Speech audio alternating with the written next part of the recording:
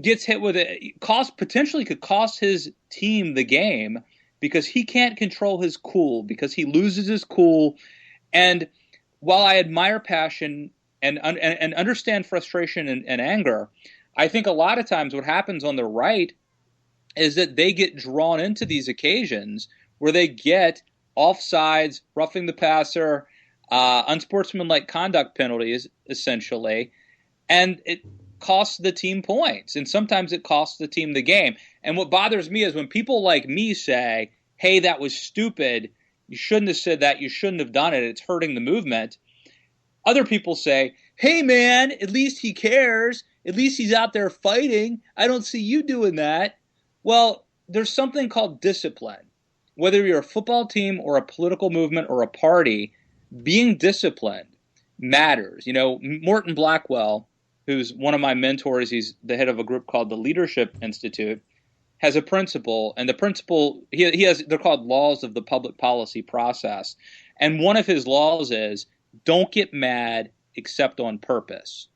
And he talks about Ronald Reagan. You know, Ronald Reagan could feign anger. He had the ability to act mad. You know, I paid for this microphone. But Reagan never lost his cool. He never lost his cool. And that is what it's one of the many things I'm advocating here, is that passion and anger can be good, but it also causes us to do stupid things and to not act rationally. So basically what you're saying is it's just got to be more focused. You just can't be lashing out at everything. You've got to figure out who, for lack of a better term, the enemy, quote unquote, is, and go from there. You know, don't get mad, don't get even, get ahead. And I don't mean personally ahead. I mean, as a movement, as a party, you know, I think that we tend to like fetishize anger and action. And again, it's like, hey, man, at least he cares. He's willing to shut down the government. At least he's upset. Well, guess what? Sometimes being mad and caring hurts the cause if you do stupid things. If anger blinds you, if passion causes you to make unforced errors, to get hit with an unsportsmanlike conduct penalty, I'm about winning and advancing the conservative cause. And if that can be done by being angry and frustrated, I'm for it. If it can be done by picking your battles and being disciplined, I'm for that. I think it really depends on the situation, and you look at kind of everything that goes on there. Do you also think that there might be a little bit of mistrust between the more intellectuals versus the non-intellectuals? Oh, absolutely. I think some of it is well earned, frankly. And I guess there are a couple ways to look at this. So first, the term intellectual. It's interesting. Conservatives really don't like the term. They assume that it means somebody who's a liberal. And so you might have a conservative say he's a, quote, man of letters. But, you know, look, Bill Buckley was an intellectual. I would say Charles Krauthammer is an intellectual. I mean, I define an intellectual as somebody who is a learned person who spends a lot of time thinking about ideas and trying to kind of be an opinion leader, make their ideas matter. To me, that's philosophically neutral. It does not denote that you are a conservative or a liberal, although I think that it has a political connotation, for better or worse. We assume it means liberal. Kind of putting that semantics debate aside, I do think that there is a big problem between kind of what you would call grassroots Tea Party conservatives and the establishment conservatives. And I think some of that is well earned. I think that sort of two things are true, right? On one hand, there are certain people who stay in D.C. too long, who want to be popular, who want to fit in with the crowd, and who start becoming more liberal because of that. By the same token, I think it's also true that there are people like me, and I hope I'm in this category, who just frankly have been around a long time and start to become a little wiser and realized that in the past I was just listening to people like Rush Limbaugh without really checking into the facts myself. And I kind of know the politicians now. And if they're full of it, I know they are because I know them. Or I know things that I can't even talk about or report about because of things that sources tell me. And so I may have different opinions than some Tea Party activist, in Arizona. And it might be because I frankly just know more than they do, because I've seen more than they do, and I know the players. So, again, on one hand, there is the thing where people sell out and become the establishment, but there's also the thing where people become wiser and smarter, and it's hard to distinguish between the two. Yeah, that's a good question, and that's a good observation, I think, too. I want to switch gears because you've got a piece that is coming up this weekend in the Telegraph, I think, regarding the anger at American Sniper that the left seems to have. Right. Yeah, I kind of almost went on a rant on this earlier this week when I guest hosted Edge of Anarchy for Amanda on VLR. But go ahead. I'm kind of curious about your thoughts on that. Well, I think you're really going to like this piece. I'm pretty stoked about it. So first, there is, an elite class of opinion snipers, as I call them, on the American left, who've trained their sights on the movie. You've got people like Seth Rogen, who compared it to Nazi propaganda, Michael Moore, who talked about snipers being cowards. Matt Taibbi at Rolling Stone said it's almost too dumb to criticize. There's even a writer at The Guardian who said it's simplistic patriots are treating Chris Kyle as a hero, something like that. And I sort of examine why this is, why the left hates American Sniper.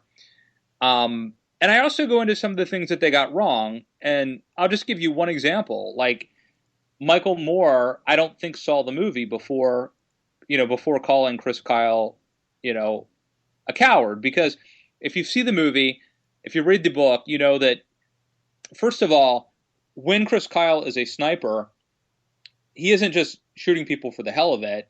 Number one, he's protecting Marines who are going door to door, house to house in places like Fallujah, which is incredibly dangerous. He's saving their lives. He can't shoot anybody. He has to comply with these very strict rules of engagement before he can shoot somebody. But putting that aside, there are tons of scenes where he is actually putting himself in harm's way. He's not hiding out somewhere just shooting people. Two of his closest colleagues were killed, gunned down on the same day. It could have been him very easily. So that's just one example of one of the things I talk about in the movie, about why I think that this movie is actually a very good movie.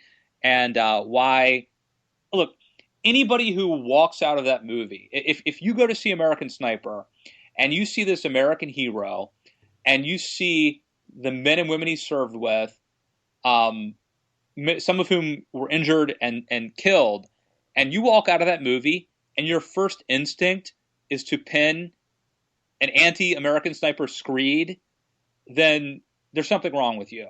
And I can't be friends with you if you're that person. I have this funny thing because I'm sitting here and, they talked about, I know some of the people, what's his name? Ed Schultz on MSNBC was like, he saw people as the enemy. How can you do that? Why couldn't you stop and think about what the Iraqis, how they felt? I'm sitting there going, he's in the middle of a war. And probably, 75% of the people there in the, places he in want to kill him. Right. Yeah, I kind of see them as the enemy too and do fight or flight or them or me at the same time. Well, I interviewed Chris Kyle in 2012, and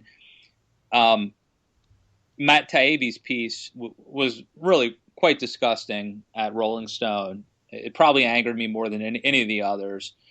And, Taibbi really essentially rather than viewing this as a story about one man, as it was meant to be, he essentially saw the danger of this movie being persuasive and stoking jingoism and adventurism and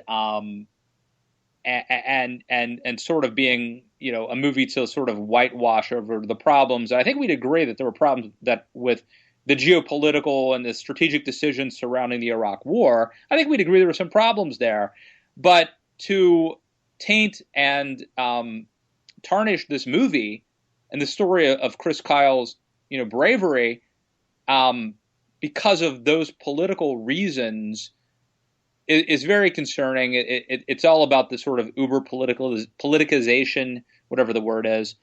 I'm not some intellectual, but anyway. So I interviewed Chris Kyle in 2012, and he told me, quote, "We don't choose what wars we go to.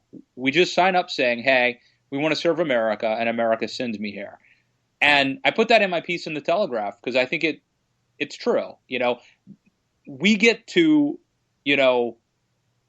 sit around and talk about politics and ideas and live in a free society because of men and women like Chris Kyle, and to second guess them and to mock them is really shameful. Matt Lewis, you can catch his stuff at The Daily Caller, at The Week, at The Daily Beast, and at The Telegraph.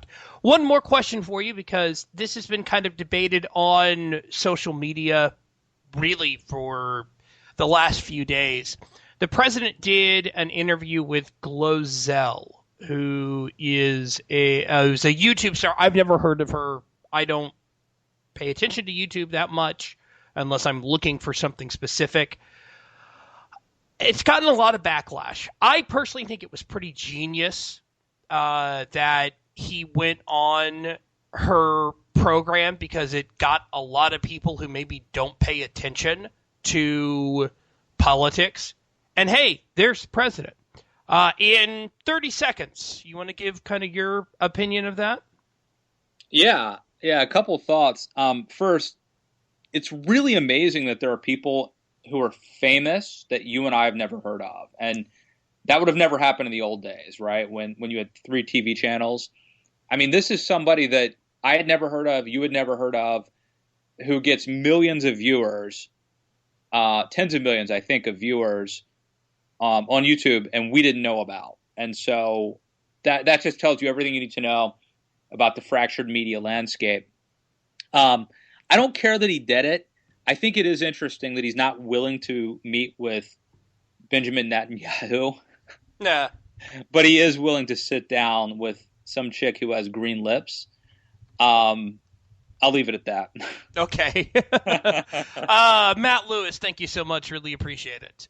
Thank you. And we will be back right after this here on Vigilant Liberty Radio. We'll be back top of the hour. It'll be fun. We're going to be, or at least in the next hour, we will be talking to Jen Van Laar, who will be doing her own show on Vigilant Liberty Radio starting in the next couple of weeks. Looking forward to that.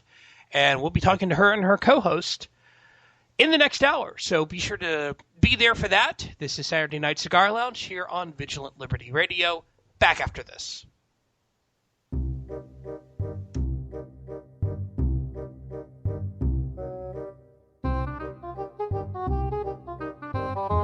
This is Ash Scow from the Washington Examiner, and you're listening to Vigilant Liberty Radio, where it's all fun and games until Taylor gets his feels poked.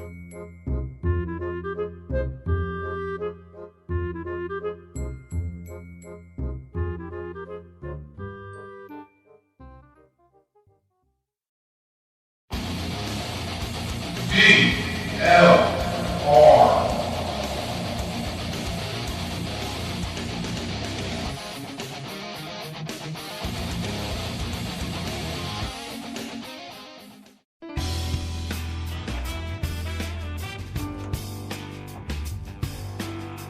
Welcome to the Saturday Night Cigar Lounge on Vigilant Liberty Radio.